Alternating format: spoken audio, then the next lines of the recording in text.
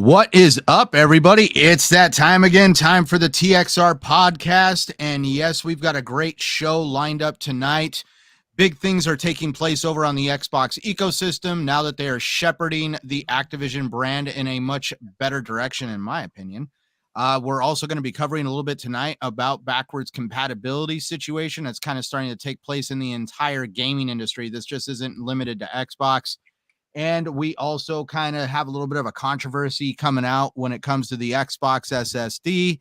And we'll round everything out with a little bit of an update for a Game Pass feature that everybody wants, but seems to kind of be like in a little bit of limbo about. But tonight, let's just start off with the first fact that, yes, it's me, Centurion1307, hosting the show.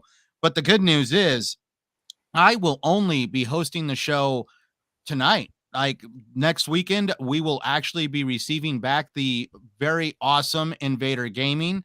He will be back from his honeymoon. We look forward to having him here, and it's going to be great to having him captain the ship once again. And when he returns, he actually has an amazing show lined up for everybody next Sunday, where we're going to have two developers from Cat Den Studios actually come in here and talk to us a little bit about their games and some of the stuff that they've done in the industry. So that's going to be a fun show. Please tune into that one. But for tonight's show, I am joined by an amazing guest, Mr. Dots. How are you doing, good sir? And what have you been playing? I'm doing well. Ironically, this last week I have been away from home, and so my only gaming has kind of just been some passive mobile gaming on my phone. And otherwise, I've just been catching up on a lot of TV and shows because I normally don't watch TV and shows, but they had a streaming service where I was, and so I decided, you know what? Let's take a couple days away from the computer and actually, do something else. And then as soon as I came back, Crusader yanked me back into Minecraft. So yeah, I did. We have bees to breed. And if you don't understand that, then you don't play modded Minecraft. But yeah, no, everything's good on my front, and I'm ready to get started today. Right on. And yeah, I've never played Minecraft, but it's always good to sit back and listen to like all the stuff people can do, especially when it comes to modding it in the PC community. Um, Definitely, I have never played it. I don't even know if it's my cup of tea, but that's also where I don't want to take that chance, because if I do get wrapped up in it, I already have a hard time playing games as it is because of everything else I got going on. So definitely don't want to open up that Pandora's box. But moving on, Mr. Crusader, good sir, how have you been? What have you been playing? I've been pretty good this week. It was real busy at work. It was like this week felt like 2 weeks with the amount of stuff I had to do. But like I've been good otherwise, and I've been playing a lot of the same modded Minecraft pack that Dots is playing and that we've been playing for the last couple weeks now. It's called GregTech New Horizons. I'm going to say some hilarious things that we've done this week that out of context will sound real confusing in the context of Minecraft. We made it to Mars. I upgraded my infusion altar for the final time for magic. And today we built petrochemistry. So it's distilling oil into a bunch of different chemicals to do chemical lines with. And yes, all of that is in one modded Minecraft mod pack. RegTech New Horizons. So like that. So it's like, how does it like when it like, so you're able to leave essentially Earth or whatever the Minecraft planet is and go to Mars? Yes. We build a rocket ship and we go to. So the planets we've actually, or the Is it actually rendering it, or yeah, is it's it like, just hey, like we a made it to different world. Mars It's in got like a little text box? It's no, so it's got different. It's just like the overworld, but the blocks and like the landscape art, like the world generation is different. It uses like different stuff, so the terrain looks different and stuff like that. And like what's essentially a different dimension is like how it's coded. The different dimensions have different ores on them, so we have to make progression to go to these different planets and moons around the solar system and outside the solar system in order to get specific ores to make further progression through the trees of stuff. Okay. Yeah. Okay. And then there's like a whole magic side of things. Dots is doing breeding, which allows us to get some of our resources from basically just like having bees and apiaries, and they produce like normally they would produce honeycombs, but like because he's bred these like specialized species, they breed like combs that if we refine the combs, we get like stainless steel from them, or like what's one of the wild sounding ones? There's the bee that produces shards of dragon eggs, so that we can produce more dragon Infinity eggs. Catalyst Bee. Yeah, the Which is Infinity needed Catalyst to Bee. make the Infinity Bee. Yeah. There's all kinds of like crazy stuff. Interesting. I'll have to check that out, or at least have you show me it. Sure. For sure. But all right. So, Mr. Shockley will not be here tonight. He had some personal stuff he had to get kind of dialed in. And Mr. GeneralMLD is running a little bit behind. So definitely we'll just start off with a little bit of a light subject that we were kind of like going to get into later, but we might as well just kick off with this one. So everybody knows that the Game Pass family plan is something that the gaming community is really demanding, and they would like to see rolled out on a much grander scale. Well, it has come out recently that around August 15th, the family plan is going to stop being tested in the testing regions. It's going away. Those who participated in the family plan in those regions are actually being, I guess, gifted like Game Pass vouchers and some other stuff. But yes, Game Pass family plan, at least at this point, is going away. From what is being said, it is going to be re-rolled out in a much more global launch. But at this point, they have not given when that is going to happen. So, guys, I mean, this is like, I know, a very odd question because we're an Xbox centric podcast, but like, is this a good thing or a bad thing? Are we waiting for the calm before the storm where Game Pass family plan is going to be rolled out and everybody just gets excited and everybody's like saving even more on Game Pass? Or is by some chance, like, are we worried that Game Pass family plan is not going to be rolled out? I mean, like, who wants to kind of kick off on that whole conversation? I can hit that. Okay. I think so. It's interesting because obviously this is a lot different than, say, like a video game beta. Usually with those types of things, we kind of get the information a lot sooner afterwards. Hopefully that is something that could still potentially happen once that, we just say August 15th. Once that deadline hits, maybe we'll hear some more information of their plan on that afterwards, like hopefully shortly afterwards. But obviously that's coming from, a beta or alpha or beta, for gaming terms. This is kind of a whole different marketing strategy thing. Because it's about a subscription service, which happens to do with gaming, but that is what it is. But no, I'm definitely curious because I'm actually probably the only person out of your usual group here on the podcast who doesn't have Game Pass. I'm unfortunately, I'm a very laser focused gamer. I will play like the same game nonstop for a long time. I play tall, not wide, if anyone even understands that that analogy. But like obviously if this does come to fruition, Crusader here will be paying for my Game Pass while I pay him in Taco Bell. I think we've mentioned that before. One of the other podcasts I was on earlier, this year, last year. But I have hope. Obviously I don't know the data. I don't know the details, and hopefully they'll give us some details on that. I know Xbox is already a little, I won't, shaken up is a little harsh. I'd say, changing hands with the whole removal of like games with gold, or just even just Xbox Gold in general, just to replace it completely with Game Pass, with the core Game Pass or the basic plan. So I'm sure like that whole change is going to imply, now that making the family plan just another like column on that list of options to pick from when you buy Game Pass. So I'm sure that might do some changing up of how they're going to, set it up, how they're going to price it, how many people they're going to allow on the service at a time. Now that to play Xbox, you get basic Game Pass or you get, ultimate gold Game Pass kind of thing. So I'm sure that data will be taken into consideration. I'm hoping we will get some details after that cutoff deadline for the testing regions.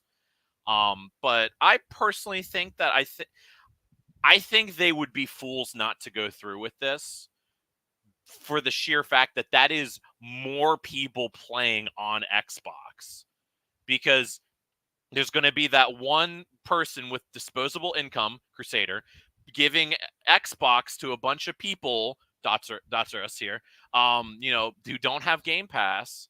And, that's so many more people for, an extra $10, $15 a month, which most Xbox hardcore fans would be happily to give to allow their 2, 3, 4, 5 best friends to play with them all the time without having to be like, me and Crusader do a Destiny raid and our one friend joins back on his Xbox and he's like, oh shit, I gotta go pay for an extra month of Xbox Live just so I can play with you guys. Like, nope, get on the plan. You're stuck on the plan kind of thing. So I think that mentality, I think that play of, just having more people playing would be, fantastic. And I think that would help their numbers dramatically, because I think it just would. So that's my take on that. I think there's high hopes here on this corner. High hopes for the community or for you to convince somebody to help you get Game Pass? It's non-negotiable. It's non-negotiable with Crusader. The deal, the pact has been signed in blood already. Once it happens, it's going to happen. I was going to say, I feel like this is more of a self-centered campaign at this point. So I'm gonna piggyback off what he said here a little bit. Yeah, I think that it didn't quite do what they wanted it to do.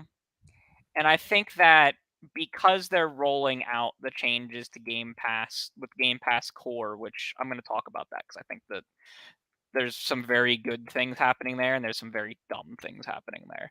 But I think that it's, I really wanted it to happen because I thought it would have been great to get a bunch of people on Game Pass with me, so that when a new multiplayer game drops, there's no one saying, I don't know if I want to play this. You just download it and play it with me, right? And I think that that's kind of what would have been really good about the family plan. The other thing that would have been really good about the family plan is the family part, right? The whole, if you have multiple people in a household who are using Game Pass, you don't have to worry about the family sharing and the weird restrictions that come with that. You can just set up a family subscription, and then you're set for up to 5 accounts. And so I do think that, and I'm not sure if it's going to happen anymore or not, because it's not just like they ended it. They are converting what everyone was on in those regions to something else. So I'm not sure if they found it to be successful or not in those beta regions. So we'll have to see. I would suspect that if it comes back, it might come back much later, like next year. But I guess that the Game Pass Core stuff happened this week, right? We didn't talk about that last week. It was rumored at last week, and we discussed the rumor, but like it actually got announced this week. Yeah, right? That was this week? No, it was rumored, but I would have to say I haven't. I guess the official announcement was pretty much Monday. Yeah, it was Monday. And that is a loaded thing. I think it's really good. I really, the concept of you get the 20 games just for having a subscription on the console, the cheap mode subscription, is a good thing in the tiered structure. I think it was really good with PS. And what was the PlayStation version called? It was PlayStation Plus. It was on PS Plus, but it was the PlayStation Collection. It was those 20 games you got for just being a PS Plus member on PS5, right? Now they took those away. And they took that away. I thought that was a great idea, that collection, and it's good to see that and I kept saying that this is a great idea. Now, I'm not a fan that it is what would be called a treed subscription service as opposed to a nested subscription service. So Game Pass Core, Game Pass Console, and Game Pass PC are all different branches of what's ultimately Game Pass Ultimate, right? They all have some of the features of Ultimate, but not all of the features of Ultimate. And they don't all have the features that each other's has, because Game Pass Core has what online multiplayer play, but regular Game Pass doesn't. You have to go up to Ultimate to get that. So it's not like Core is your introduction to Game Pass. It's like an entirely separate branch that does different things, which I think is stupid. That these nested, or when it's not, when you don't have your subscriptions nested, it always ends up that you are trying by force to push people to the highest one because it's confusing. And I really do think that it should have been Game Pass Core was your $60 subscription that had stuff. Game Pass, the regular Game Pass has the online in it as well, but the full subscription to stuff.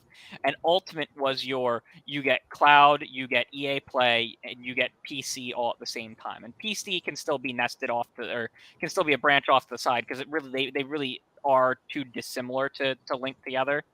But like it's just so the slightly more expensive Game Pass that has all the subscriptions doesn't have online play, despite Game Pass Core sounding like it's the like Game Pass Lite or whatever. But it does have online. That's just a really, really poor design, in my opinion. It should have been nested. And that was something that I've been talking about for a while, that that Gold has gone, it kind of goes against the philosophy of Game Pass being to just kind of let you sit down and play.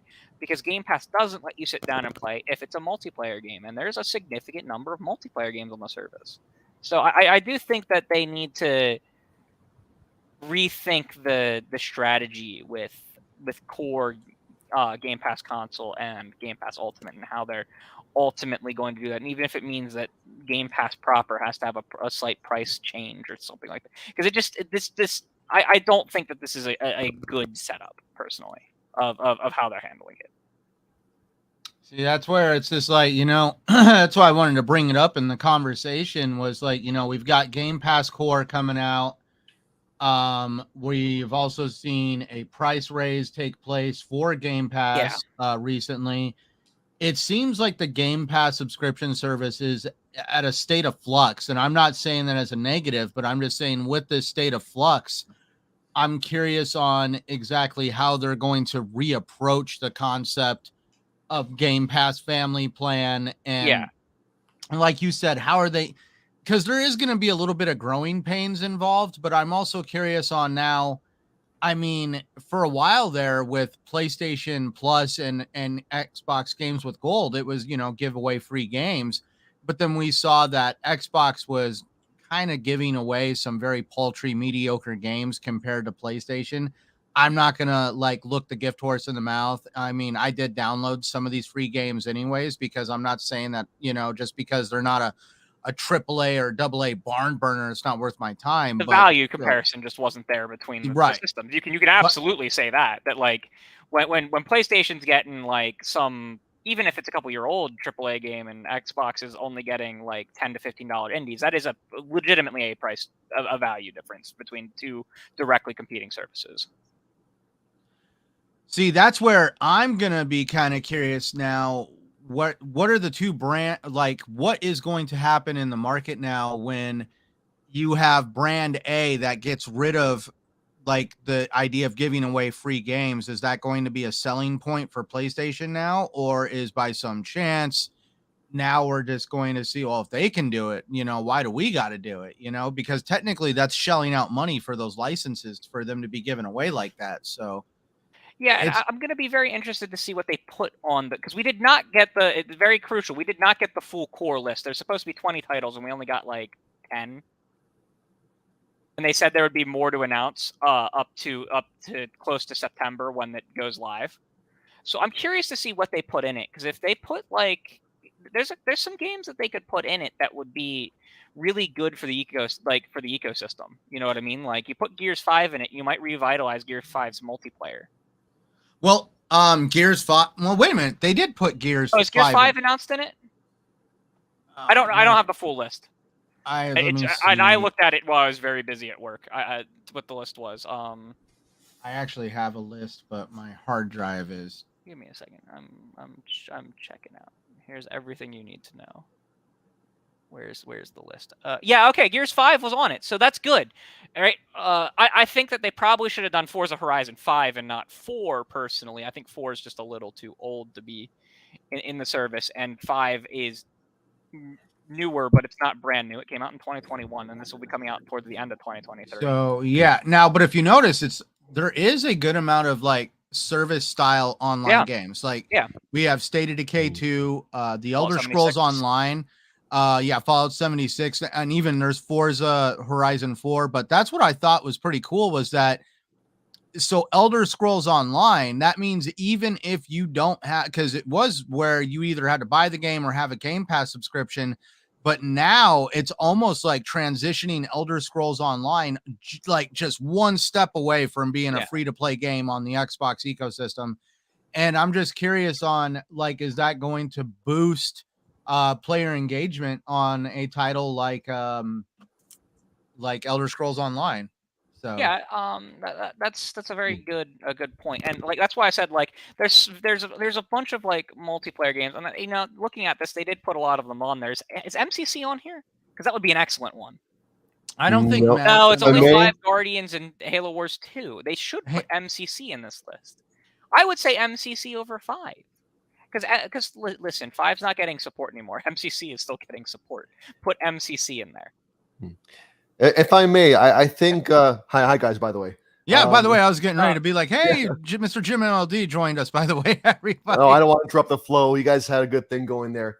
I'm seeing the list myself here, and I'm thinking like a little bigger picture. Like they have Halo 5 on here, like say like for a lot of Game Pass core users that they can bump up their numbers. But like also you said, Forza Horizon 4, why not Forza 5? I feel like maybe the point is that it's like a foot in the door. Like if you like what you see here, like if you like Halo 5, hey, here's Halo Infinite. If you like Forza Horizon 4, hey, here's Forza Horizon 5. I think it's meant to incentivize the upgrade into because MCC is part of Game Pass. They're definitely doing. It's kind of weird though, because like there's a lot of games where they chose like a sequel instead of the first one too. Because you would think that if they wanted you to upgrade to the next one, the newer one, that it would be all of the first games were applicable. But like it's Dishonored 2 and not Dishonored 1. It's Doom Eternal. Dishonored 1's a 360 game. You want to have, you don't want to advertise because the list here is pretty limited. You don't want to advertise it with too many 360 games. Well, right? I mean, Dishonored 1 had a definitive edition on a. I know, but still a 360 game at its core. Yeah, and that would also be like trying to say, like, here's Psychonauts 1, which is an OG Xbox game. That makes more sense. Yeah, like, some cases it makes more sense to have the sequel. It's weird that, like, I think Doom Eternal is the weird one for me. That it's not Doom 2016, like 2016. Oh, or Ori Will of the Wisps instead of Ori and the Blind Forest. Well, having just beat both Ori games recently, the second one is a lot more better. Friendly. Yeah, the second one is way better. It's one of the best games I've ever played. It's just really weird that like you're having people jump in with the sequels. It's the same complaint that I gave to PlayStation about putting the Uncharted 4 and Lost Legacy on PC without Uncharted 1, 2, and 3. That like it's if you're trying to introduce people to like single player franchises, like I don't know, it's just weird that some of these aren't the first games instead of the second one. Like Senua's Sacrifice makes perfect sense because Hellblade 2 is going to be coming out next year. That one's perfect. And like Halo Wars 2, I guess because it's the newer one instead of the Halo Wars 1 definitive edition, but still it's strange. Because if you're going to be playing the story, they kind of do like you'll be lost at you'll be starting in media race with like where the Spirit of Fire is and stuff. I also feel like Halo Wars 1, the lobbies are pretty barren right now if you were to try it right now.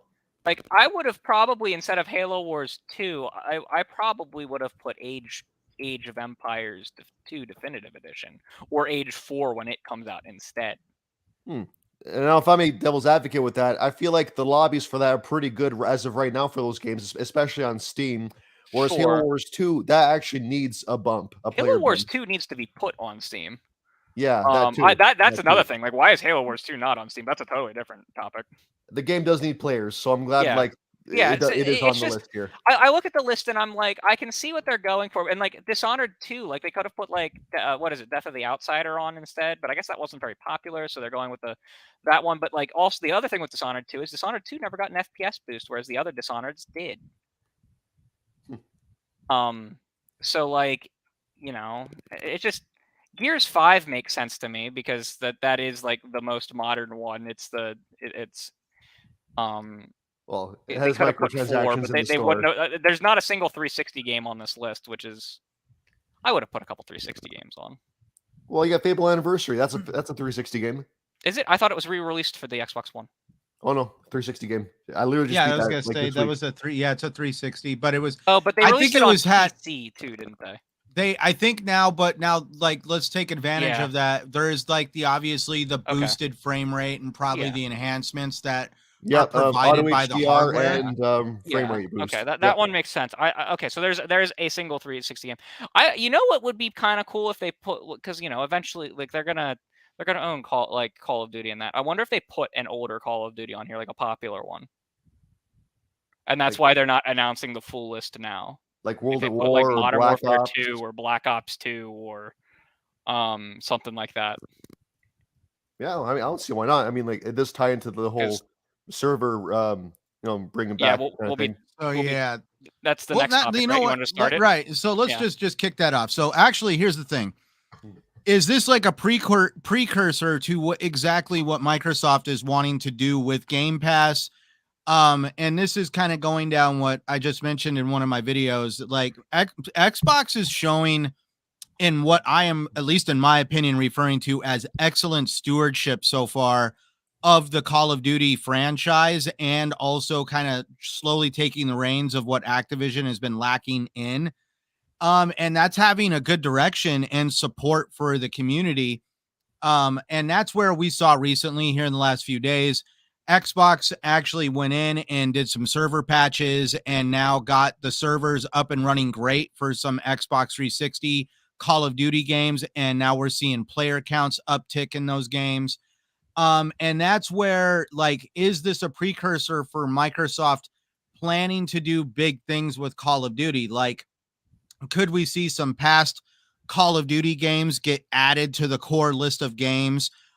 Could we see we already know that there's going to be a big presence in Game Pass with Call of Duty, but it almost seems like Xbox is going to make, even though it's going to be a multi-plat franchise through Call of Duty, it's going to be over on PlayStation. It seems that Xbox is going to make it to where Xbox is the place to play, because like in some of the articles that I read, Xbox and Activision only fixed the Xbox servers for these older games. And it just seems like, I guess, like over on the PlayStation side, things fell to the wayside because there's not much backwards compatibility with these games over on PlayStation. So at that point, they just did not even try to update the servers over there. They fixed more than Call of Duty. Well, that's Call of Duty is the popular one that everyone's talking about, but they fixed all the Gears servers too, and they also fixed Shadowrun. So Gears, so the statement for Gears came out today. At least for me, I saw the Gears one today. So yeah, if you guys aren't aware, yeah, they went and did the Xbox 360 games of Gears 1, 2, and 3 and fixed the lobbies and improved matchmaking for the older Gears games, which I've heard a lot of people actually asking for that to be done. So it just seems like all of a sudden Xbox realizes that this is a time to embrace being the king of console multiplayer. And that's where, let's just start off with Mr. GeneralMLD. He kind of started trying to say something, so we'll let him now kind of go into that whole conversation. Like, let's touch on what Xbox is doing with multiplayer as a whole when it comes to their ecosystem and supporting these older brands like Call of Duty, Gears of War. Yeah, Well, I feel like they're really embracing their advantage, which is backwards compatibility. Like Xbox, their preservation is, I think, is second to none in terms of the console players, and it's good that they're finally leaning into that because I'm sure it costs money to upgrade these servers, and who knows how many people are going to come back. But I feel like it's a good PR move. It just looks good optics wise, and they're going to lean into that because also I think nostalgia plays a big role because you got all these beloved games from the past. You know, gamers get a bit older, but we're still gaming. We long for the glory days when games were just a little simpler, a little better than maybe today. Some might feel that.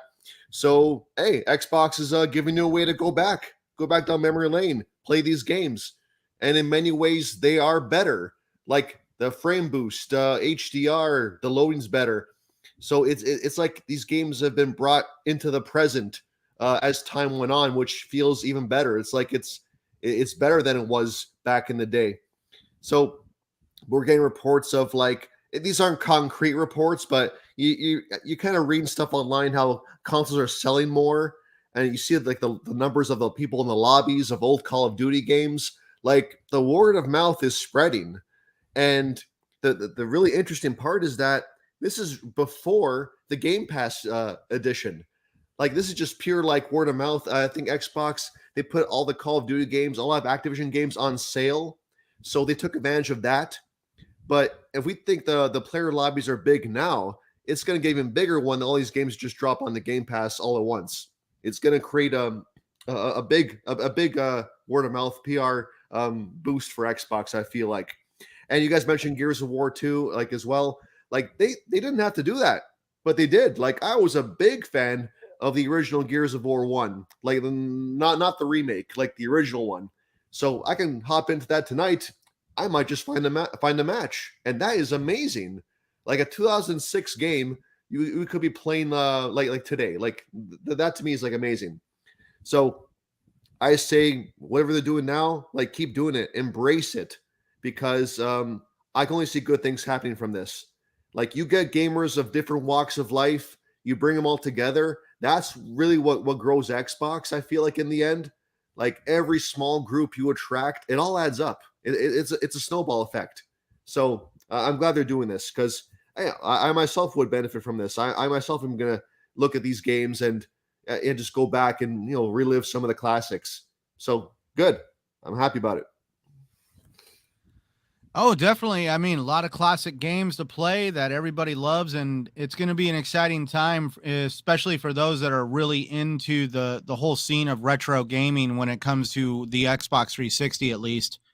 How about you, Mr. Dots? You kind of excited for this? Are you even able to take advantage of some of these games? Because if I'm right, you're not exactly a console player. I mean, I do have a console. I do own an Xbox, and it would give me incentive to play. Now I made a like a promise to myself that I stopped playing Call of Duty games after Ghosts because I just felt like the franchise was not in a direction I really wanted to go. So I have played I think I played 3 was my first one, and I played 3 on the PS2, and then I played every Call of Duty up to Ghosts from there. But if that hits Game Pass, I mean, I think Crusader's on the same page with me with this too. Is that we playing the campaigns of all of them would be fantastic because I'm not the biggest competitive multiplayer, or PvP shooter person. But the campaigns, I mean, I haven't there. I mean, besides probably Ghosts, I haven't really had a campaign where I was like upset with what was going on. Black Ops 2 is probably my favorite. Is by far my favorite Call of Duty game ever, and I put so many hours in that game when that came out on the 360. Like I love Black Ops 2. So to play that again, that's a big hell yeah from me. I think that getting Call of Duty on Game Pass, getting the old ones all available to as many people as possible on Xbox, that's a big win. That is an absolute massive win, and that just needs to happen. All right. How about you, Crusader? What do you got? What do you got to say about this whole thing that's taking place with Microsoft and updating these servers and just this big push for Xbox 360 games to have like a second breath? Yeah. So I actually caught on to it before the Call of Duty people were talking about it because I saw some people in my circles who were talking about Shadowrun, the FPS game from on the 360, that it got fixed after like forever, and like because the servers never officially got taken down, but they didn't work for a while, so people assumed they did, and then they came back and people were freaking out about it, and then Call of Duty kind of subsumed that within a few hours because they fixed them at the same time. I actually went on and I played some Modern Warfare 2. Because Modern Warfare 2 was $10. I'm talking the original Modern Warfare 2, not the what was it, 2019 remaster of Modern Warfare 2 and the 2022 title of the same name. I hate that, by the way. Companies, please stop naming your games the same thing. It's God of War. No, stop it. Should have been God of War subtitle. The Modern Warfare remaster, fine, it was a remaster of Modern Warfare 2, but the whole Modern Warfare and Modern Warfare 2, the most recent Infinity Ward Call of Duty, should not have been called that. But I digress. I played some of the original Modern Warfare 2, and boy howdy, was I bad, because I haven't played Call of Duty in forever. But like, man, did it bring back some nostalgia. And I'll probably be playing it from time to time again, because it was not hard to find a lobby and play. Couldn't really find any ground war matches, but I don't think that people today really enjoy ground war as much as like regular TDM or domination or things like that. So that's what I was playing. But yeah, it's really, really, really cool that those games came back. And I did see a bunch of people saying like, well, why didn't they fix the PS3 the PlayStation? Did they fix the PlayStation servers too? And one, I don't know if the PlayStation servers are broken in the first place, because this was a server side thing with evidently with Microsoft with the 360 that they could fix. And two, what does it matter? You can't play them on a modern PlayStation, and most people aren't going to dig out a PS3 to play the old games right now.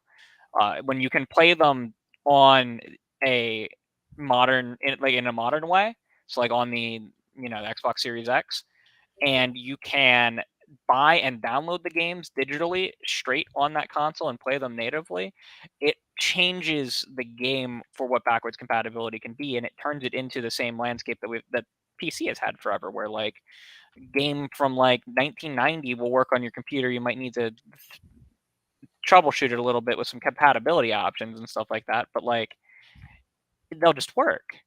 And I think that's a huge thing, because people are going to realize, oh, I can play all of these things, these great games, and just kind of play. And it kind of just becomes it moves from just moving on to, well, maybe we don't need to move on, and we can play what we want to play. And that's huge. I'm very, very, very big into that.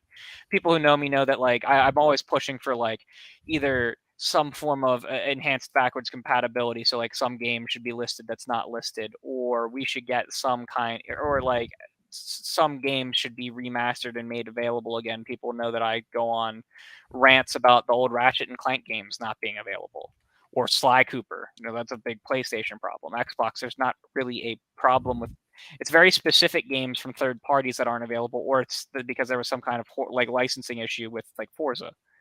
So I'm all about that stuff. This does actually give me hope, though, that maybe when the deal is complete and the dust is settled and time has moved on, that maybe they will relicense. Remember how last week I was talking about that I really want them to relicense certain games like the Transformers games and Deadpool and stuff like that?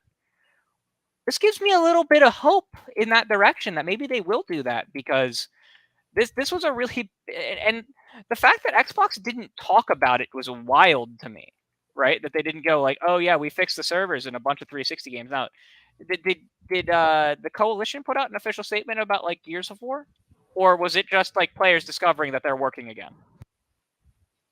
Anyone know? I didn't see an official comment. It was more like secondhand. I don't know why they haven't been doing official comments about this stuff, because it's not just Call of Duty. It's not like they're like, they can be like, yeah, we fixed games like Call of Duty, Gears of War, and Shadowrun. They can literally say that, and it's no longer because they do have to be a little wary of like they can't direct Activision yet, because they don't own Activision yet, right? So they have to be wary about taking credit for like, oh, we fixed this thing in Call of Duty. But like if it's like we fixed this thing in Call of Duty, Gears of War, and other stuff on our server side, then that's very different. Then I think they should be taking credit for it right now. It's incredible news. At least for gamers like me, who will go out and play the original 2002 Alice McGee game. That's the sequel of which was Alice Madness Returns. If anyone's heard of that. Played the original 2000 platform. Man, is it not good? But I played it last year in the last 12 months, and I like the fact that like they're making all these old games work better and better is music to my ears. All right.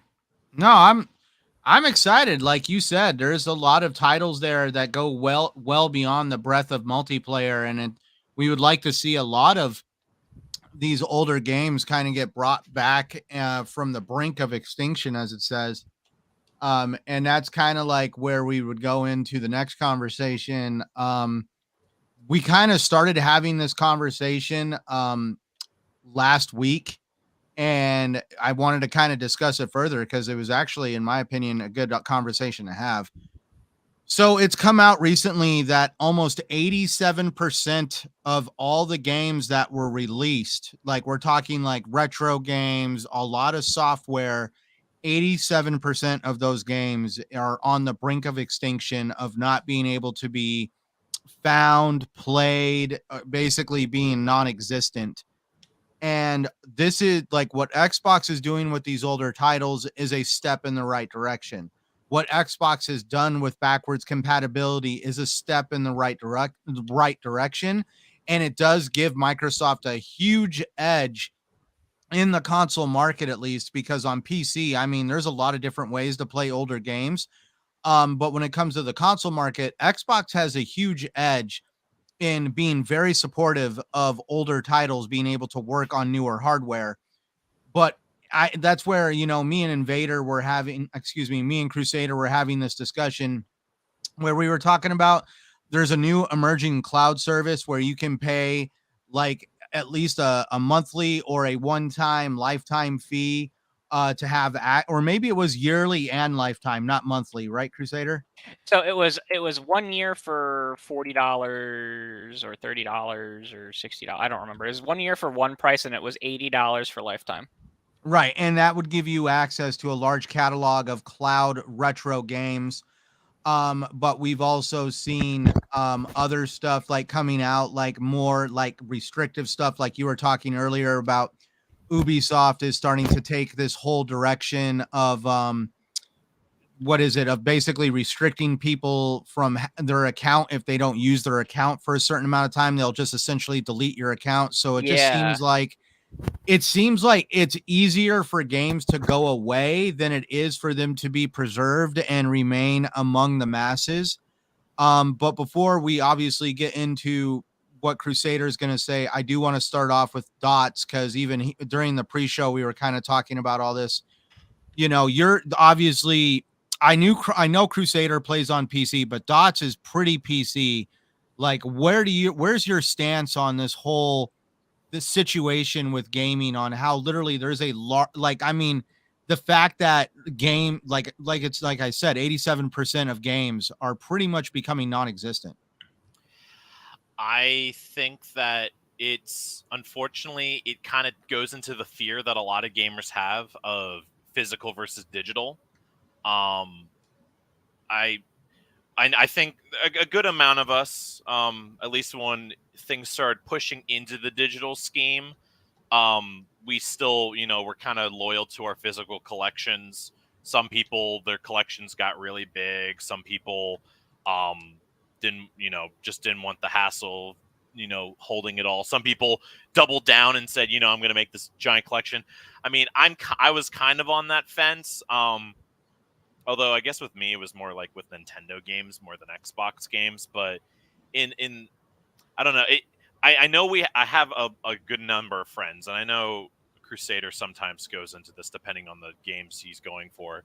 But this unfortunately is going to be a scare that is, pushing the, physical over digital people, like, making them double down on their efforts of this, that if you do not own a physical copy of the game, there is a chance that game might just vanish from existence, and then you'll have to, go some back alley scalper for, a classic game that you loved as a kid and is no longer being provided by any, big service, being Microsoft, Sony, Nintendo.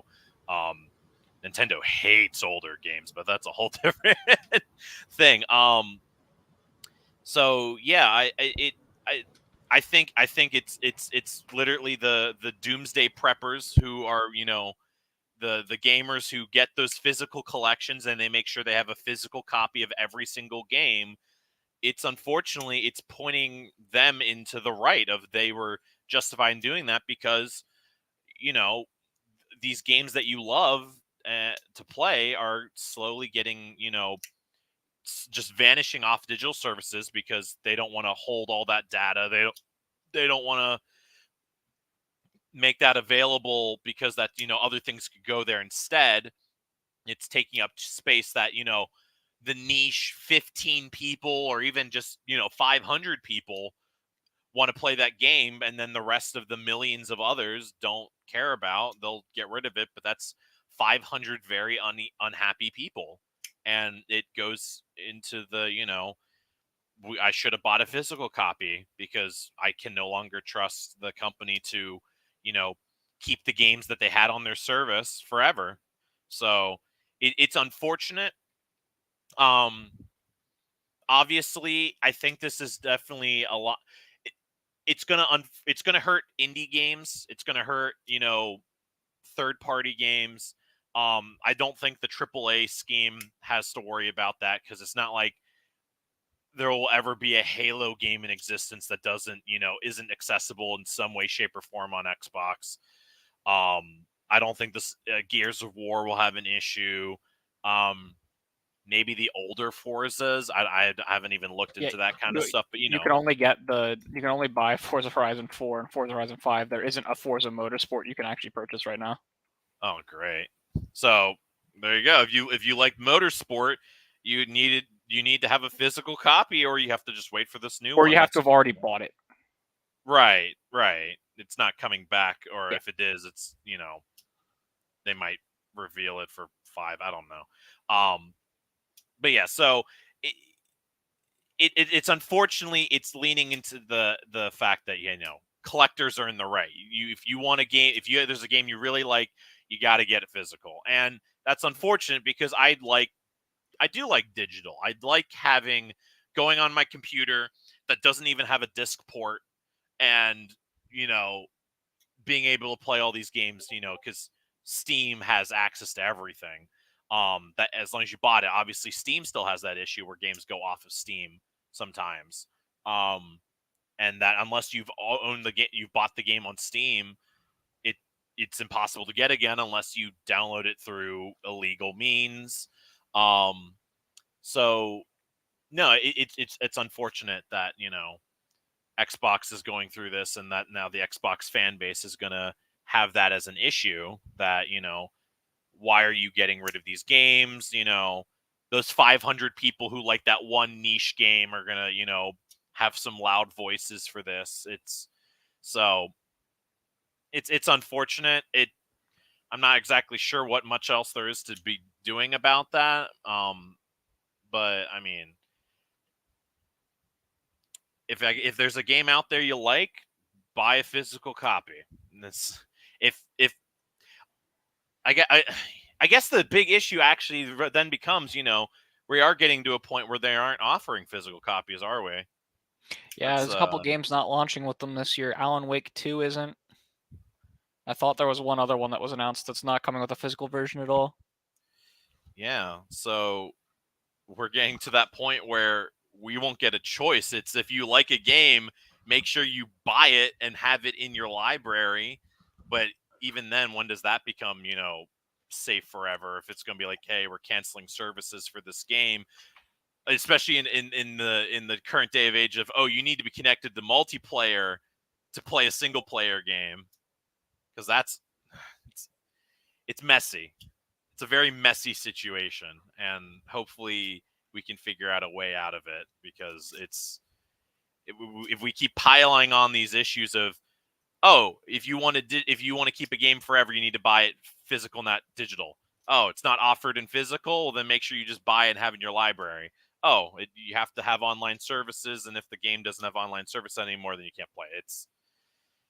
It's a mess. All right. And real quick, Crusader, let's get Mr. GeneralMLD's impressions on this conversation. Tell me, where do you stand on backwards compatibility?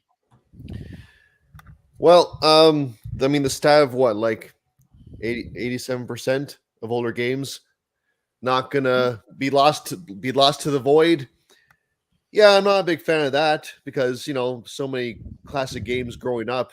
It's just a shame that no one else, new gamers or whatever, can enjoy them. But I do feel like there are ways to at least save some of them.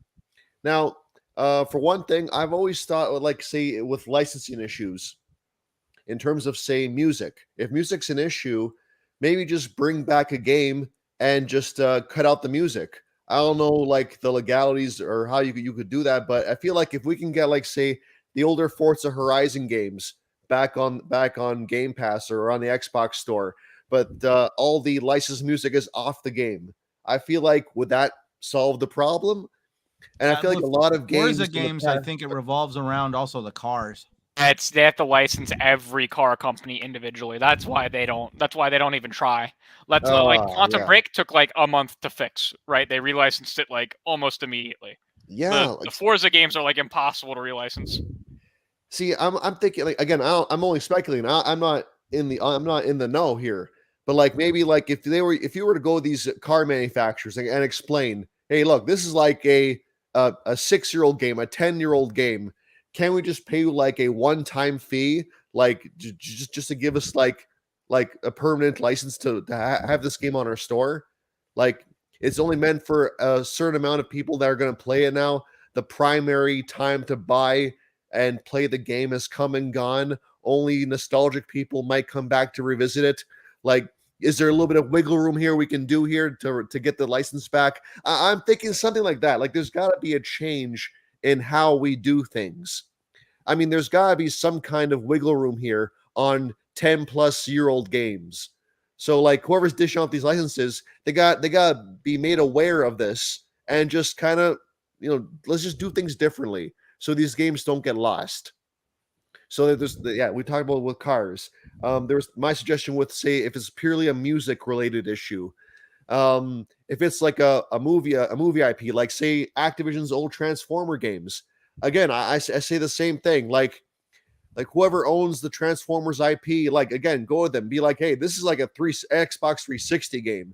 This is not gonna move a lot of copies. It's only gonna be on Game Pass, so people aren't really gonna. It's not gonna make as much of a splash as it did back in its heyday. Is there anything we can do to get a license for this game? Like, you know, guys, know what I'm trying to say. Like, just apply this logic everywhere. Like, whatever system is in place now, it has to change. Otherwise, these games will fade away. That much is just a fact. So I hope that does improve. Now, what in terms of other ways we can do things? See public opinion. See what the crowd, like the gamers, say. Like, this can apply to not just Xbox, but Nintendo, Sony, if they were to take it seriously.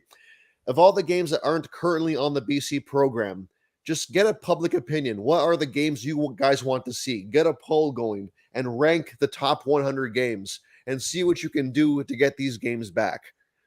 So you can't save all of them, but you can at least save the ones that are the loudest, that are making the loudest noise. So, but I feel like in the end, it's unfortunate, but it feels like it's a losing battle because at least on Xbox, every game that is released, like from now on going forward, it will be preserved because it's all on the same network, right? Unless it's unless it's a live service game, and then in which case, yes, its days are inherently numbered. But if it's a single player game, if it's released nowadays, it will at least be preserved for generations to come. It's just everything before the 360 generation that is really at risk. So, Yeah, I don't know. It's not a pleasant thing to talk about, especially with the decline of physical game sales. But that's also on us. Like the market made that choice. Like I myself, I used to be all physical, but as the years go on, my library is like 95% digital now. Like I only buy physical copies of games that like I want to display as as a collection kind of thing. But otherwise, I myself moved largely to digital. That's just the way the market's going. So yeah, I don't know. The market's we gotta make it happen. We gotta make ourselves heard if we want change, because the corporations, they're not going to do it. Frankly, I'm impressed that Microsoft took it upon themselves to get the servers back online for Gears of War and the Call of Duty games. They didn't have to do that. There was no outcry to make them do that, but they did it anyway, which is pretty good. But we can't expect too much more unless we ourselves, make our voices heard. So yeah, that's my stance. No, definitely some good input there. Really enjoyed listening to you. All right, Crusader, it's your turn. I know I've been hearing you drag the soapbox across the floor and putting it on the chair, so that way you could definitely make the speech. But that's where I definitely also want you to go into on what you were talking about earlier about Ubisoft, on how, like, I mean, the idea of like somebody just deleting your digital library.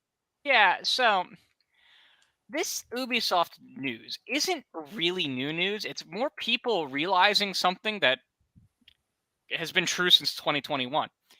And I could send anyone an article that wants to read it. Ubisoft started doing this back in 2021 after the EU passed the GDPR bill, where it's all about users' online privacy and things like that. And it's, for the most part, a very good bill. It's caused a lot of great changes in the tech industry, at least for Europeans. The one really bad thing is that, and it's a good thing in concept when you think about it, is that companies can't store your data indefinitely without your permission. And it's not even so much that you can give them permission to do stuff indefinitely. It's that if there's no like usage on your account, they're supposed to no longer store your information online. And this is Ubisoft's way of abiding by the GDPR. I think it's very stupid and wrong of them to do it this way. But this is how they're abiding by the GDPR bill. They're essentially terminating your account after it's been inactive for a certain period of time, and getting rid of it so that they don't have to have that user data and get sued by the EU. That being said, it shows a weakness in the GDPR bill that basically says, like, hey, what about all these digital things that I own? Yeah, I might not use them for an extended period of time, but I would like to continue owning what I own. And it is something that people really should be talking about, but like we should be talking about it in the context of this is Ubisoft's solution to a law in the European Union. And I don't know how other companies are dealing with it, or if they're just ignoring it and hoping that they don't get sued for it and then bring it to light then. But Ubisoft is a European company, so they're more at risk of being fined by it because they're under the watchdogs directly for it. So it's a really just no one wins situation with how Ubisoft is handling this. They don't win. They're just trying to abide by the law that was put in place for them.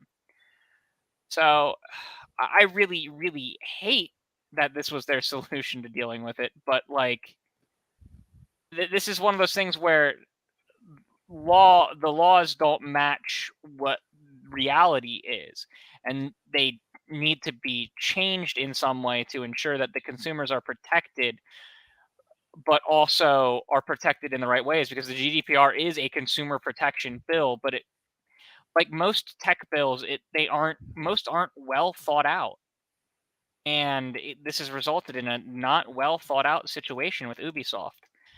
And there's no winners, and I don't really think that Ubisoft themselves are 100% to blame here. And sure, there is almost certainly another. There has to be another solution to this problem. Like with the public outcry they're getting, maybe we can actually see some shifting in how things are the law is handled, and like things like this can be adjusted. Because yeah, I mean, I don't really want companies holding my data long term, except for when it comes to things that I own through them. Then they should have to be able to hold it for eternity, for all I care. Because like I own the license to this thing, and I'd like to be able to use it. As for digital delisting, that's a really tough situation, because some like the music industry is really protective over its IP. Like they've been a pain in the ass to license anything through since time immemorial, whether you're radio, TV, movies. It's just abysmal to deal with licensing music. And what does that mean? Does that mean we just don't license music in games? I don't think that's an option. So it comes down to signing easily renewable contracts, in my opinion.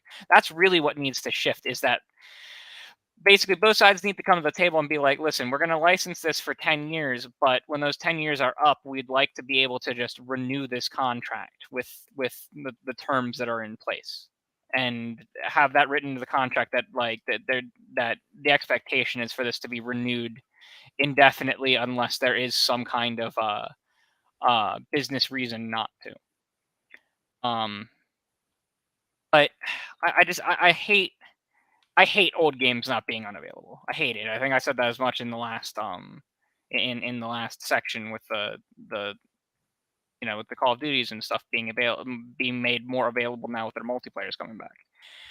And I really, really hate it when there's a cool game that I would like to play and there's no legitimate way to play it. Because if there's a legitimate way to play it, I would love to do it that way. If I can't, then I consider it abandonware, and I will find a way to play it. I will emulate the living shit out of it, and I will find a way to download it and play it.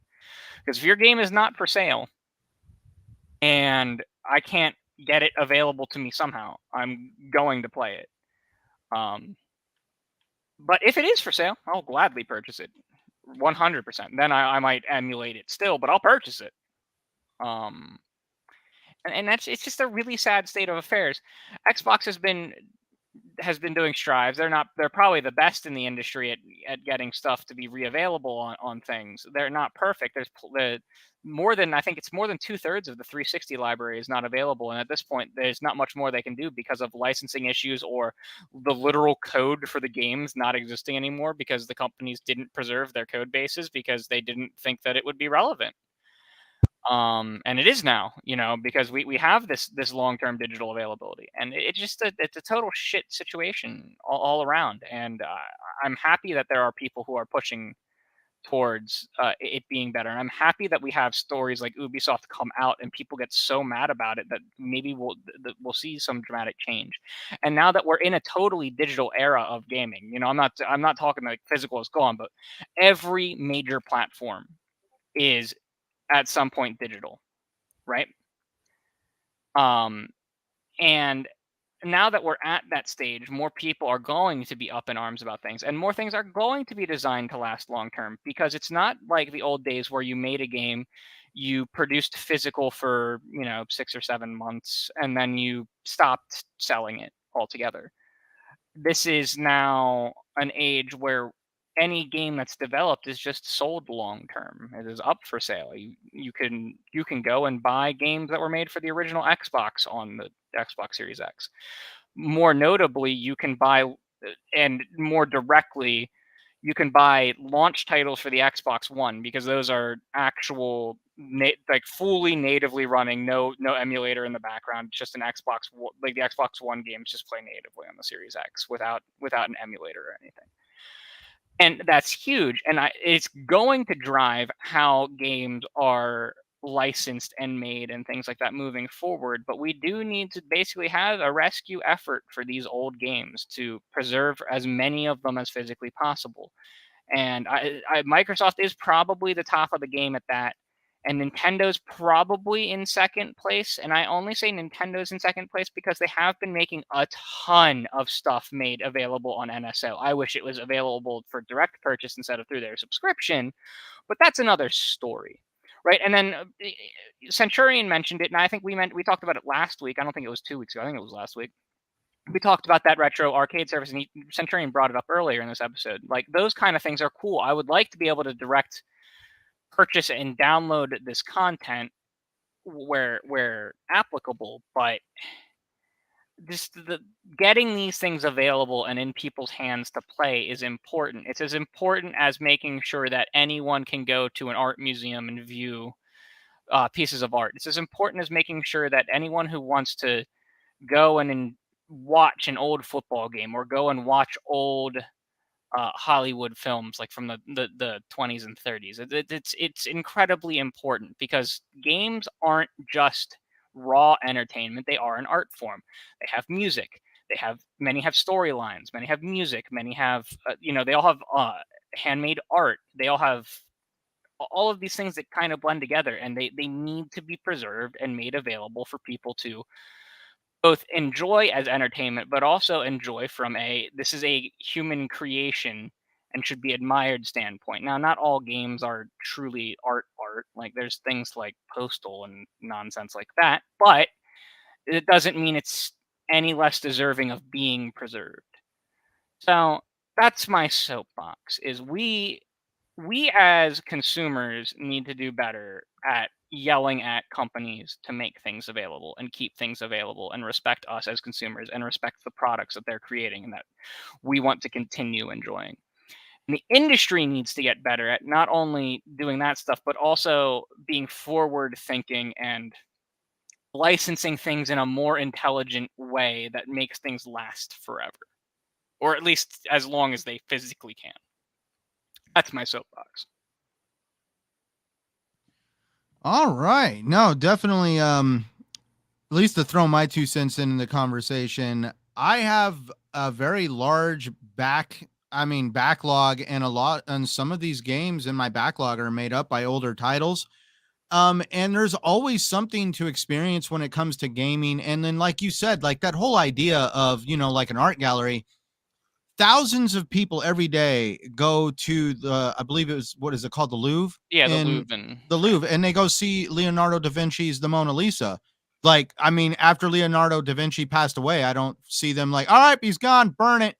Nope. I mean, like, I'm just saying that, there is classics out there and that they all deserve preservation, but also, like we see in fashion and other stuff, there's trends that go in and out of popularity. And it's just, when we see something that we're like, oh man, I remember when I was a kid, that was like hella popular. And now you're like in your 30s or 40s and it's becoming popular again and it's going full circle. And you're watching a younger generation embrace something that you did as a kid. And that's not possible a lot in video gaming. Like, anybody here heard of the game Eternal Darkness? Was that for the GameCube? Yes. That was a sick game, man. And the funny part is that game, a lot of people don't even know of its existence. The insanity, like people don't know that game had an insanity meter. If your insanity wore thin and you were going insane, you could like transition into another area of the game, and all of a sudden your head rolls off, your arms roll off, and it like messes with you. Or you can go and pick your head up, and it starts quoting Edgar Allan Poe to you, and then you snap out of it like it was like all a dream. Or the best one that really got a lot of people in trouble because you'd smash your television when you would go insane. The developer made it to where a cockroach would walk across the screen. And we're not talking like some cheesy ass looking cockroach. This thing looked legit. And to make it worse, back in the day, this was on tube televisions. So it made it look like the cockroach was physically inside the tube television. You were seeing the cockroach from below. So you could see the legs moving and all the other stuff and the anatomy of the cockroach and the antennas moving. And you don't know how many people, like when I had people over at my house, we'd be playing that game and that cockroach would go across the screen. You had to get used to it because it was very disconcerting because it would just happen randomly. Just like to me, that's one of those cult classic games that are going away. And like Blue Dragon, a big Xbox 360 title, which was actually a Japan-based RPG. It was turn-based, absolute fun. That was one of the first games I bought on my Xbox One is backwards compatibility because I enjoyed playing it on the Xbox 360 and I did not want to lose access to that game, and finding physical copies for that game are very difficult. And that's where, I mean, like I even have other games like right now that aren't even compatible, like Alpha Protocol, Space Marine, Turok. I have an Xbox 360 laying around for them. And it would be nice if a younger generation, whether I'm now 37 years old or when I'm 67 years old, it would be nice for a younger generation to experience some of those titles and be like, wow, man, like that was a great game, even though it was like way back in the day, it still was a standout title. And you can't do that with video gaming. So definitely I'm with everybody here in the panel when it comes to, you know, I don't care what side of the line you fall on, whether you're PC, your PlayStation, Xbox, cell phone, whatever be we should all collectively come together and at least demand for these companies, including Nintendo, to make it to where these games, if they're not accessible through the stores that they provide, but to at least make it to where emulators and there's other ways to deliver them and just not have them completely walled off to where you can never see them again. Like there's a lot of Nintendo titles that way. So that's where at least, let's get on to the next subject here and not kind of go too in depth on, backwards compatibility. And this will be the fun one. Like, so I'm pretty sure, is everybody aware of what took place on social media with the developer from Quantum Error? Does anybody need to be kind of filled in on that? You might as well go ahead. Okay. Yeah, fill me in on that. I'll take that. Okay. So the Quantum Error developer, I will be honest. So this guy's game, I believe, is Crusader, quote me if I'm wrong, is Quantum Error the name of the game or the name of the developer? I believe it's the name of the game. Okay. So the developer for Quantum Error came out on social media, on Twitter, and quoted on their Twitter account, "It's going to take extra time to try to configure the game for Xbox. The game has been made to take advantage of the PlayStation 5 SSD, and the Xbox's SSD is too slow." As soon as I saw that, I was like, what the F, man? Talk about clout chasing. I need hype for my game that nobody has heard of, so I'm just going to fuel the flames of the console war to get some attention and possibly also brown nose PlayStation at the same time. But that's where even other developers have spoke out, and like a quoted tweet put out, "I'm sorry, this type of post from an official studio account is very counterproductive. I don't want to get into the differences here, hardware approach versus software driven approach, but still, this post has potentially isolated a segment of their target audience. Not cool." And that's where it's like, talk about if you have a multi-platform game, why not shoot yourself in the foot and make it to where one platform will not even give you the time of day because you have just insulted their hardware, when it doesn't even feel like it's a hardware problem. It feels more like it's a developer problem, because I mean, if you go look at some of the images of the Quantum Error game, like Wilmy Hood over there said like one of the characters looked like a Michelin Man. The graphics are definitely not something to write home about.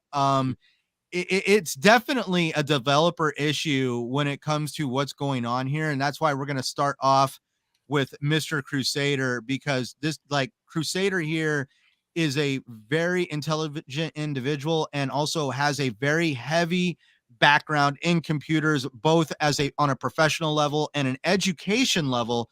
So we're going to lead off with him to kind of break it down for everybody on exactly what's kind of possibly taking place here. Yeah, so this is a very loaded thing. Number one, they are absolutely advertising with console warring. Like they're using the console war as a form of advertising, and that's just shite to begin with. But moving on from that, are they having actual problems with the SSD? From an indie studio, I would expect them to not be on the cutting edge of how to use technology. And what's likely the case is they are brute forcing their way with loading through the SSD just by using the raw I/O instead of intelligently using the I/O with APIs or intelligently sending things at certain points and things at other points when they should. And so when they are saying that it is easier for them to do it on PlayStation than it is on Xbox, at a raw standpoint, that's true.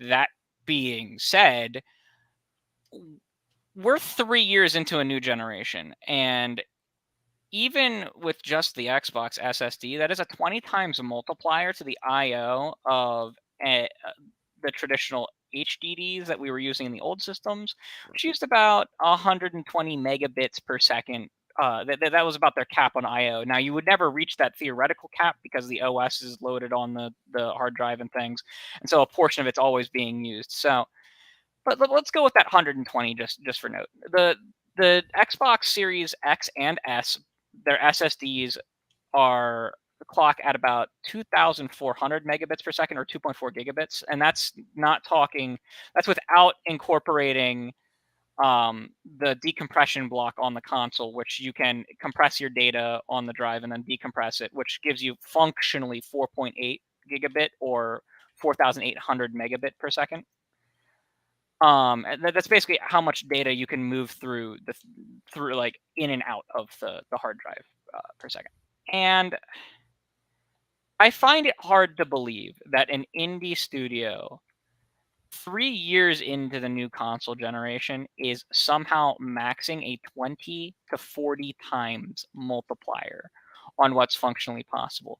And this doesn't even take into account the direct storage API that's available to developers on Xbox and on any DirectX 12 Ultimate functioning computer, which is basically any Windows device, which is almost every gaming device on the planet, except for like 6 people who game on Linux, and like the one person who games on Mac. And with direct storage, you can do a lot of really cool things. Direct storage allows you to send your data straight to the GPU instead of going to the CPU. Not as totally relevant on consoles because it's one hardware block, but it does mean that you're using less CPU cycles. But that wasn't the issue they were having. It's the raw throughput, which with direct storage, you can also get some more functional throughput, like a multiplier to how much throughput you can have, because direct storage also allows you to send compressed data and have the GPU decompress it. So again, it's the same function as like the actual decompression block that you can use on the hardware, except you can use that decompression block on the GPU, and you can send what would essentially be larger data in smaller packets because they're compressed, and then you uncompress them once they've arrived at their destination. And I just struggle to believe that anyone is having problems with SSD throughput on the Xbox consoles. I struggle to believe you would have actual throughput issues on most SSDs on the market. Maybe if you're a cutting edge developer, you might be having some trouble with a SATA SSD, because those usually cap out between the way SATA works and the way SATA SSDs work. Usually caps out at about 800 megabits, which is still impressively more than the HDDs that we had, but it's only like a 5 times multiplier, or even less than that. Or is it? No, a little bit more than 5 times. Sorry, I'm tired.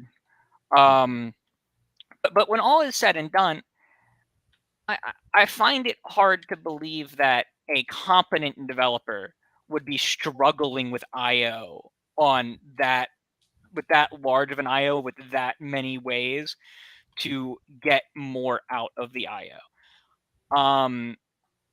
And I was talking with Centurion about this, and some of that comes down to the fact that they do need to implement essentially brand new APIs and brand new technology to do that. And that was Microsoft's strategy, was upgrade to an SSD, but not the actual like highest end SSD they physically could, but implement a ton of APIs and get people using these APIs for optimization.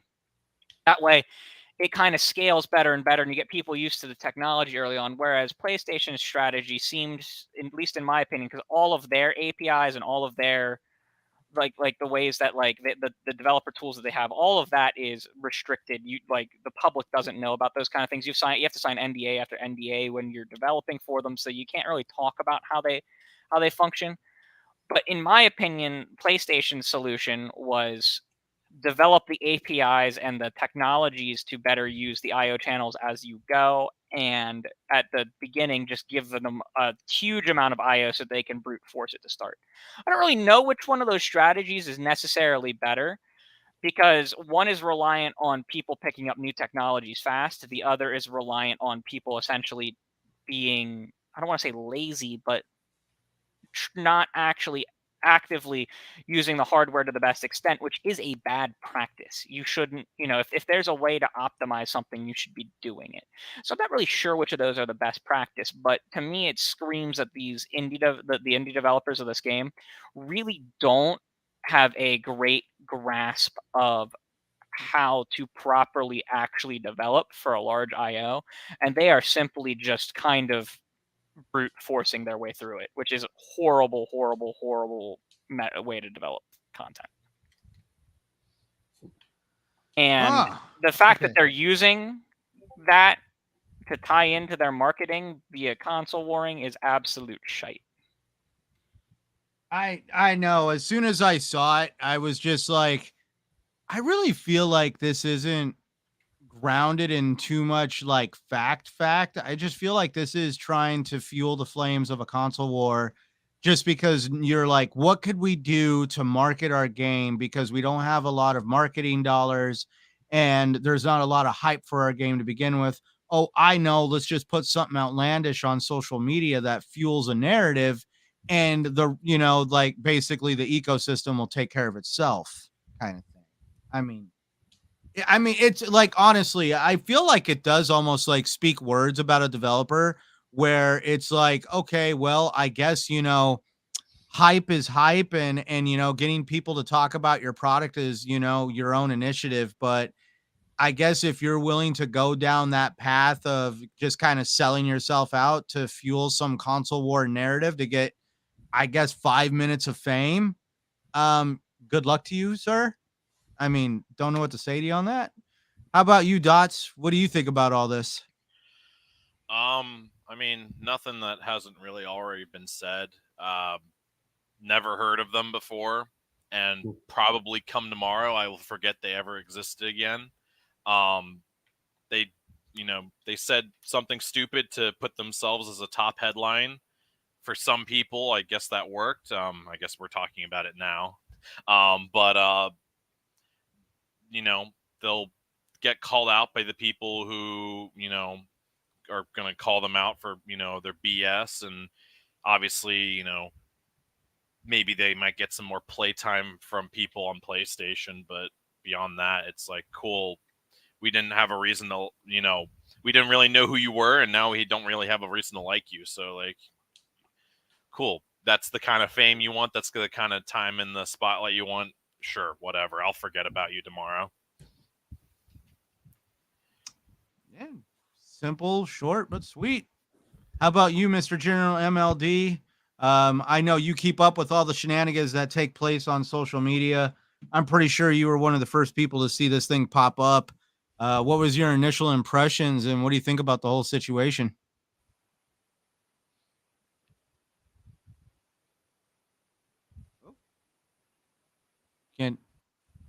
You're muted if you're talking, General.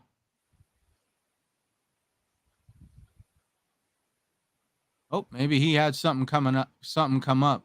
Well, you guys can still hear me, right? Yep. All right. You hear me now? Yeah, I can hear you now. Woo, sorry. Okay, thank you. Even I was worried. Oh, don't know how that happened. Okay, here we go. For one thing, it was not professional. Like, this is not how an official Twitter account for a developer should be talking. Now, I get it. Like, on Twitter, there's fanboys everywhere. We all got bias, right? But we don't represent like developers, like officials in the industry. So there should be a higher conduct standard that people should kind of abide to. So that's one. Number two, you're alienating part of your customer base. Now, in their minds, if they think they're going to get the majority of sales from PlayStation, so they kind of see it as a marketing opportunity. Like, this is weird. They used console wars to market their game because, hey, I'll admit, I never heard of their game until now. And if they can think, well, if we piss off like a vocal minority on social media, it'll bring up a lot more awareness because there's more PlayStation gamers out there. So it'll be a net win for us. To me, that logic, I understand it. It's sleazy. That is so sleazy that they resort to that. And like they did a couple other tweets too, like how someone said like careful now, like Microsoft might buy you up, and they're like, oh no, we're not for sale. But in another tweet, they were like ecstatic at the idea of Sony picking them up. So I don't know. There's clearly instances. Oh yeah, another tweet where they said like PlayStation is the place to play our game, but they also say it's gonna have the same resolution and frames on both consoles. So they're clearly picking favorites. They clearly prefer PlayStation, and this was like I guess it worked because we're talking about it by playing this sleazy tactic. They gain more people to know about their game. Because I saw this game in action. It doesn't look good. It looks like a cheap knockoff of 2016 Doom, if that. So, and you're telling me you guys can't optimize for Xbox Series X? Give me a break. You guys are a small team that just doesn't know better. Like that's the impression I got. And it's easier just to say what you say because it'll score you brownie points with PlayStation gamers, and they're going to defend you, which they did, 100%. PlayStation fans, they jumped at the bit to come to these guys' aid when Xbox fans like called these guys out, and they knew exactly what they were doing. And now I'm seeing these guys on my feed, and I don't want to see them on my feed. They're showing, oh yeah, we have plans to show gameplay this day and updates this day. This whole thing was just a marketing stunt. I am convinced that's all it was. But this is not something that should be normalized, and it should be praised. In the end of the day, if you're a developer, if you're an industry official, you gotta be professional, especially if you're making a multi-platform game. Do not alienate your audience because you have no idea what the future is going to hold. You don't know where Xbox is going to be in like 5-10 years, and you may need them at one point for their install base. And the internet does not forget. So people are going to bring this up. And yeah, it might bite them in the ass one day in the future. So usually you don't want to do this kind of thing. But they only think of the short-term benefit. They want that exposure. They want those extra PlayStation sales. But no, I don't think this game's going to score very well on Metacritic. Like, right now, it's all just talk. The game doesn't look that good. So they can do what they want, but I don't think it's a particularly smart idea or thing to do on their part. No, definitely for sure. I know we're talking about it, but for me, it was more like the discussion of there's nothing wrong with the Xbox SSD. It's just some outlandish claim made by a developer. And honestly, I also do feel the developer needs to now all of a sudden kind of just go back and feel like, I think we messed up.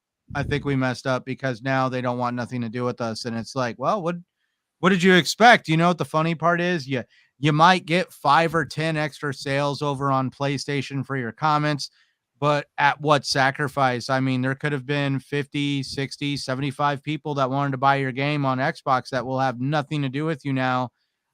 So you basically sacrificed a lot of sales just to get some clout in a gamble to make your game have a little bit of traction when it comes out. So, you know, definitely it's going to be interesting to see what the end result is for that game and that developer after all the dust settles.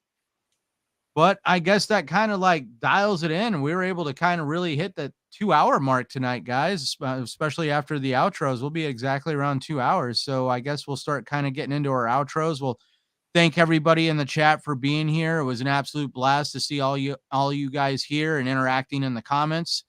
We'll start off with Mr. GeneralMLD, the man who likes to make an entrance. Thank you for joining us tonight, good sir. Where can we all find you at? Hey, yeah, and sorry, yeah, just putting the kids to bed. It's a coin flip sometimes, but yeah, I digress. It was a great time. No, you're fine. Yeah, Gamertag, GhostMLD. Twitter is at MLD Ghost. Yeah, had a lot of fun, and yeah, looking forward to the next week. Ah, man. No, like, oh, come on. Kids are totally self-reliant. You just give them a tablet with a cartoon playing, they'll be just fine. Oh, I wish it was that simple. I'm just, I see it all the time at the grocery store, though. Like, people just like with their kid watching something on a tablet. You're just like, man, if only I had something like that growing up. Yeah.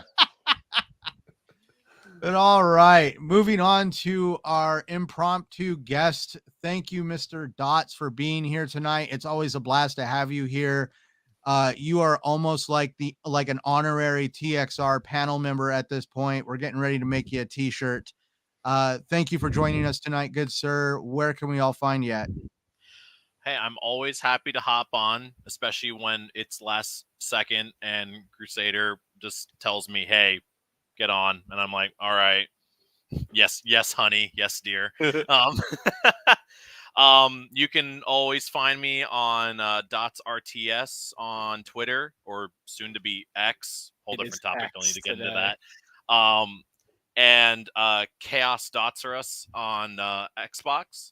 Always happy to be here. Always happy to talk to you guys. And hell yeah, see you next time.